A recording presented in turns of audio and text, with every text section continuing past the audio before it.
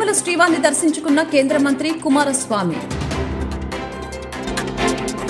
YS Jagan ఇంటి ముందు నిర్మాణాలు కూల్చివేత. తొలి రోజే 5 సంతకాలు చారిత్రాత్మకం. చంద్రన్న పాలనలో రానున్న 5 ఏళ్లు స్వర్ణయుగమే. 5 సంతకాలతో రాష్ట్ర ప్రజలకు, యువతకు భద్రత, భరోసా.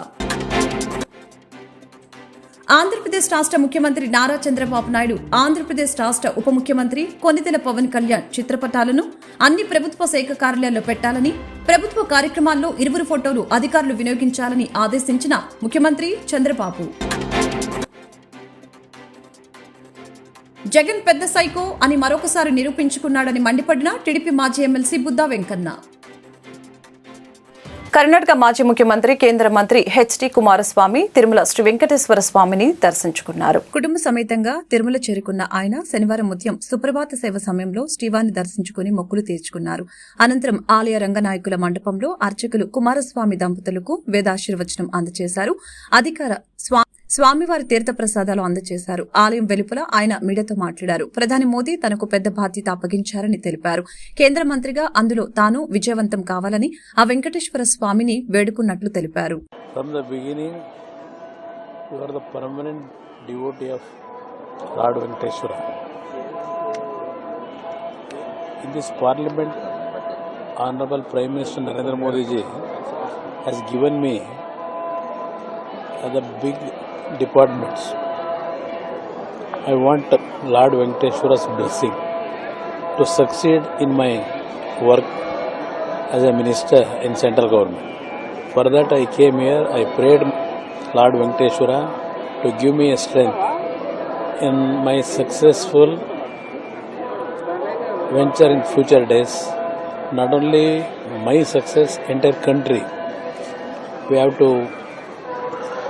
come to the expectation of the Prime Minister and also for the development.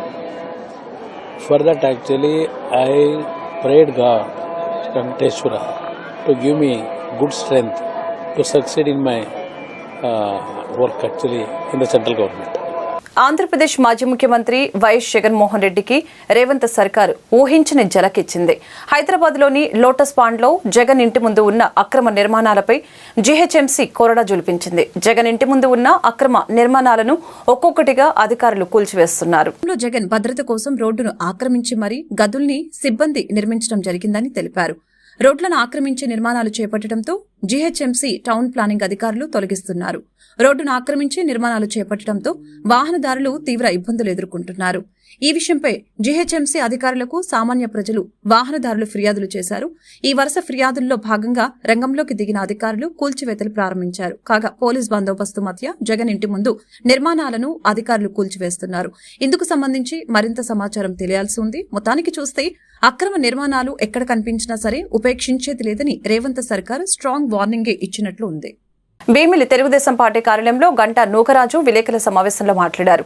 చదువే వ్యక్తి వికాసానికి, రాష్ట్ర అభివృద్ధికి పునాది అని గమనించిన మన ప్రియతమ ముఖ్యమంత్రి నారా చంద్రబాబు నాయుడు ఉపాధ్యాయ పోస్టుల భర్తీతో పాలనకు శ్రీకారం చుట్టారని నూకరాజు అన్నారు. డిఎస్సీ అభ్యర్థులు గత 5 ఏళ్లుగా ఎప్పుడెప్పుడా అని ఎదురుచూస్తున్న ఉపాధ్యాయుల భర్తీ ప్రకటన మన ప్రియతమ ముఖ్యమంత్రి నారా చంద్రబాబు నాయుడు సారథ్యంలో వెలువడిందని, ప్రతి ఒక్కరూ బాగా చదివి మీ కలల్ని సాకారం చేసుకోవాలని అన్నారు. ఈ సందర్భంగా డిఎస్సీ కోసం ప్రిపేర్ అవుతున్న అభ్యర్థులకి Ganta Nookaraju all the best చెప్పారు. ప్రజలందరూ ముక్త కంఠంతో ఇచ్చిన కూటమి గెలుపుతో రాష్ట్రం ముఖ చిత్రం మారబోతుందని అన్నారు. నారా చంద్రబాబు నాయుడు, నరేంద్ర మోదీ, పవన్ కళ్యాణ్ సారథ్యంలో రాష్ట్రం సుభిక్షంగా ఉంటుందని, అన్ని వర్గాల ప్రజలు ఆనందంగా ఉంటారని గంటా నూకరాజు ఆశాభావం వ్యక్తం చేశారు. టీడీపీ కూటమి విజయం అన్ని వర్గాల ప్రజల సంపూర్ణ మద్దతుతో సాధ్యమైందని అవనిగడ్డ నియోజకవర్గ యువ నాయకులు మండలి వెంకట్రామ్ తెలిపారు.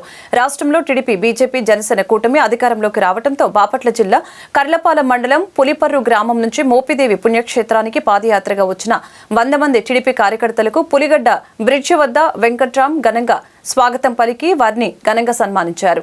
పాదయాత్రగా మోపిదేవి వస్తున్న టీడీపీ నాయకులు, కార్యకర్తలు, అభిమానుల్ని ప్రశంసించారు.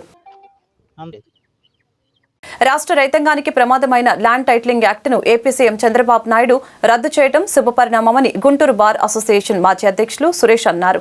ముఖ్యమంత్రి తీసుకున్న నిర్ణయాన్ని హర్షిస్తూ కోర్టు ప్రాంగణం వద్ద ఏర్పాటు చేసిన సంబరాల్లో ఆయన పాల్గొన్నారు. ఈ సందర్భంగా మీడియా సమావేశం నిర్వహించారు. గత ప్రభుత్వం రైతులు ప్రజలు ఎలాంటి ఆమోదం తెలియజేయకపోయినా బలవంతంగా ఈ యాక్టును అమల్లోకి తెచ్చేందుకు ప్రయత్నించిందని ఆరోపించారు. ఈ యాక్టు రద్దు కోసం తాము చేసిన పోరాటం ఫలించిందని వారు ఆనందం వ్యక్తం చేశారు. సమావేశంలో పలువురు న్యాయవాదులు కూడా పాల్గొన్నారు. కేవీకే సురేష్ 2023లో గుంటూరు బార్ అసోసియేషన్ ప్రెసిడెంట్గా చేశాను. అలానే బార్ అసోసియేషన్స్ చైర్మన్గా కూడా చేశాను, ఫెడరేషన్ చైర్మన్గా. 2023 సంవత్సరంలో అప్పటి ప్రభుత్వం ల్యాండ్ టైటిలింగ్ యాక్ట్ అనే ఒక చట్టాన్ని ఒక జీవో ద్వారా ప్రవేశపెట్టడం జరిగింది. ఆ చట్టాన్ని రద్దు చేయమని కోరుతూ మన ఆంధ్రప్రదేశ్ రాష్ట్ర వ్యాప్తంగా ఉన్న న్యాయవాదుల సంఘాల అందరూ కూడా నిరసనలు, నిరాహార దీక్షలు, మానవహారాలు చేయడం జరిగింది. మేము గుంటూరులో ఒక 90 రోజుల నుంచి స్టార్ట్ చేశాము. అలానే అది చిన్నగా ఉప్పెనలాగా అయింది. అలానే రాష్ట్ర వ్యాప్తంగా ఉన్న న్యాయవాదులందరినీ ఒకే తాటి మీదకి తీసుకొచ్చి మన గుంటూరు బార్ అసోసియేషన్లో రాష్ట్ర వ్యాప్తంగా ఒక మహాసభ పెట్టడం కూడా జరిగింది. ఈ భూ హక్కు చట్టాన్ని రద్దు చేయమని కోరుతూ. అలానే మేము గత 90 రోజులుగా, ఎలక్షన్ ముందు 90 రోజులుగా నిరాహార దీక్షలు, నిరసన ప్రదర్శనలు చేయటం జరిగింది. ఆ ప్రదర్శనలో భాగంగానే అప్పటి ప్రతిపక్ష నాయకుడైన చంద్రబాబు నాయుడు గారు గుంటూరు వచ్చినప్పుడు మా శిబిరాన్ని సందర్శించి మేము ఒక వినతి పత్రం సమర్పించడం జరిగింది. ఈ భూ హక్కు చట్టాన్ని రద్దు చేయమని కోరుతూ మేము గత 60 రోజులుగా నిరాహార దీక్ష నిరసన చేస్తున్నామండి అని ఆయనకు విన్నవించడం జరిగింది. ఆయన మా వినతి పత్రాన్ని తీసుకున్న వెంటనే ప్రభుత్వం అమల్లోకి రాగానే జీవో ద్వారా రద్దు చేస్తానని ఆ రోజునే తెలియజేయడం జరిగింది చంద్రబాబు నాయుడు గారు. అలానే మేనిఫెస్టోలో కూడా ఈ భూ హక్కు చట్టాన్ని రద్దు చేస్తామని తెలియజేయడం జరిగింది. ఆయన చెప్పిన దానిలో భాగంగా రాష్ట్ర ముఖ్యమంత్రిగా ప్రమాణ స్వీకారం చేసిన ఎమ్మటే రెండో సంతకంగా ల్యాండ్ టైటిలింగ్ యాక్ట్ను రద్దు చేసి ఒక జీవోని ప్రవేశపెట్టడం జరిగింది. దానికి న్యాయవాదులందరం రాష్ట్ర వ్యాప్తంగా సంతోషం తెలియజేస్తున్నాం. అలానే చంద్రబాబు నాయుడు గారికి కృతజ్ఞతలు కూడా తెలియజేస్తున్నాం. వీటిలో భాగంగా మేము న్యాయవాదులందరం ఈ రోజున ఆ జీవో రద్దుకి సంబంధించి విజయోత్సవాలను ఏర్పాటు చేసుకుంటున్నాం. మాజీ ఏజీ పొన్నవోలు సుధాకర్ రెడ్డిపై మంగళగిరి రూరల్ పోలీస్ స్టేషన్లో తెలుగుదేశం పార్టీ లీగల్ సెల్ మరియు నేతలు లిఖితపూర్వక ఫిర్యాదు చేశారు. ముఖ్యమంత్రి చంద్రబాబు నాయుడు, రాష్ట్ర మంత్రి నారా లోకేష్ పై అనుచిత వ్యాఖ్యలు చేశారని, రాష్ట్రంలో శాంతి భద్రతలు విఘాటం కలిగేలా ఆయన వ్యాఖ్యలు ఉన్నాయని, చర్యలు తీసుకోవాలని ఫిర్యాదు చేశారు. పొన్నవోలు సుధాకర్ గారు ఆయన సుధాకర్ రెడ్డి ఇష్టం వచ్చినట్టు ప్రవర్తించాడు. చంద్రబాబు నాయుడు గారు చేయని తప్పులకు చేశాడని సృష్టించి, తప్పుడు ఆ పత్రాలు సృష్టించి 53 రోజులు అన్యాయంగా జైల్లో పెట్టి చంపాలని చూసింది ఈ రాష్ట్ర ప్రభుత్వం. జగన్ రెడ్డి చేసిన అవినీతి ఆరోపణలు ఒక్కొక్కటి బయటకు తీస్తాం.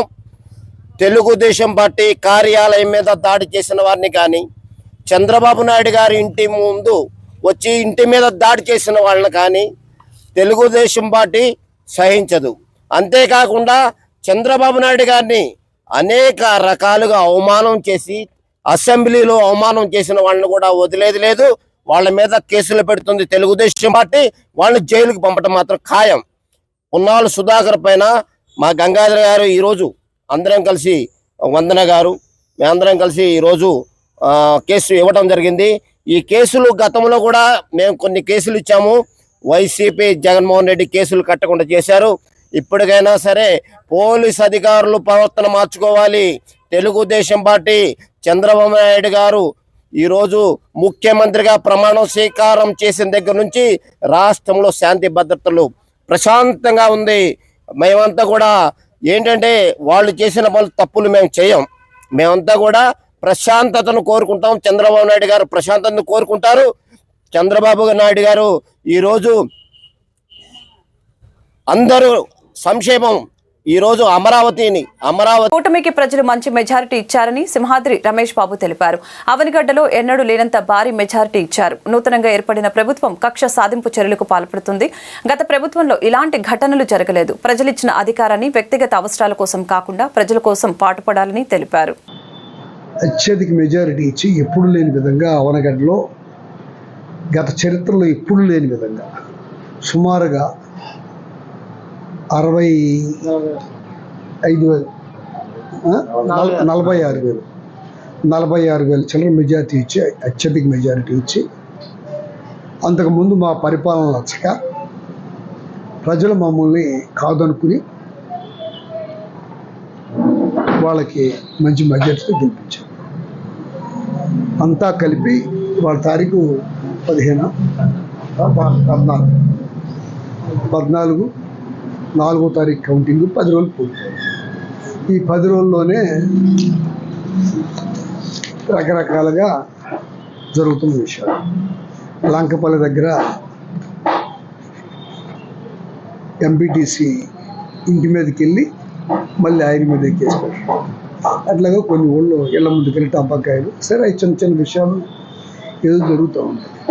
ఈరోజు అయితే సోమర్లాల్ రామచంద్రరావు రైతు విభాగంలో వైఎస్ఆర్ కాంగ్రెస్ పార్టీలో పనిచేస్తున్నాడు.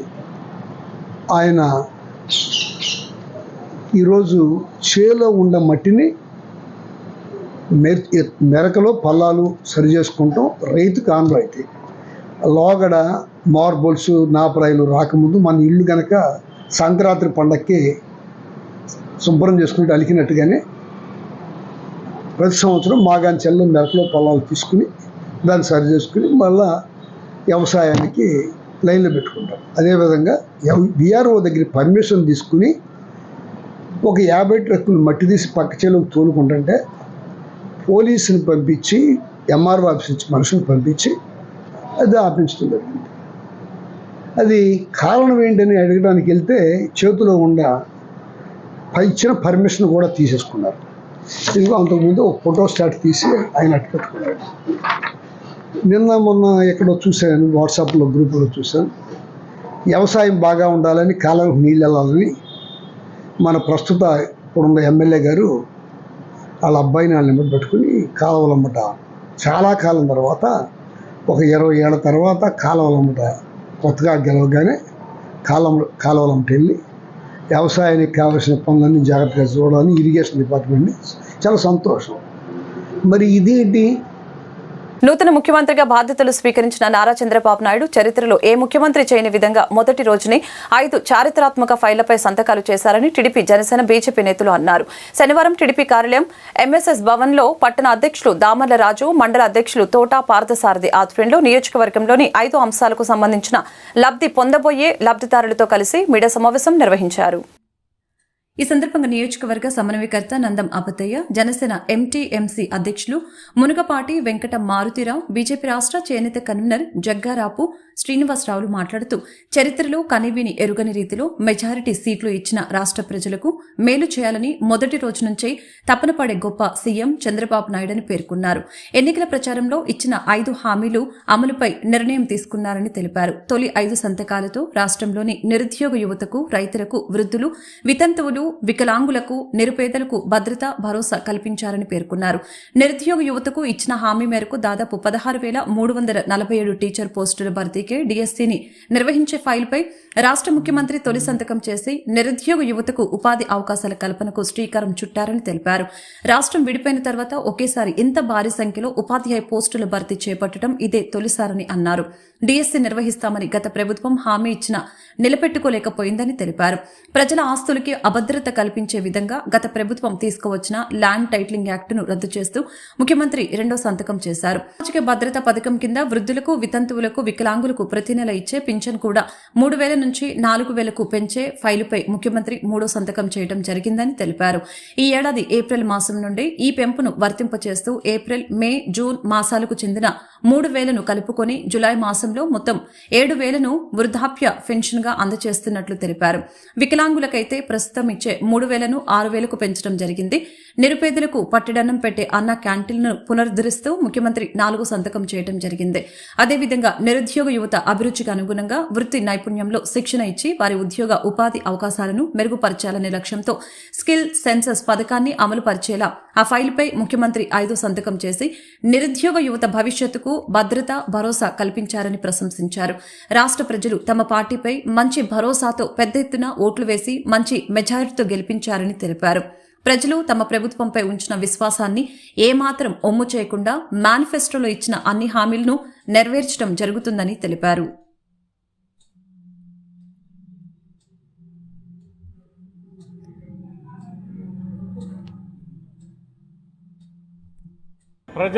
ఆంధ్రప్రదేశ్ రాష్ట్ర ముఖ్యమంత్రి నారా చంద్రబాబు నాయుడు, ఆంధ్రప్రదేశ్ రాష్ట్ర ఉప ముఖ్యమంత్రి కోనెతెల పవన్ కళ్యాణ్ చిత్రపటాలను అన్ని ప్రభుత్వ శాఖ కార్యాలయాల్లో పెట్టాలని, ప్రభుత్వ కార్యాలయాల్లో ఇరువురి ఫోటోలు అధికారులు వినియోగించాలని, తక్షణమే ఐఎన్పీఆర్ అధికారులు త్వరితగతిన చర్యలు చేపట్టాలని ముఖ్యమంత్రి అధికారుల్ని సూచించారు.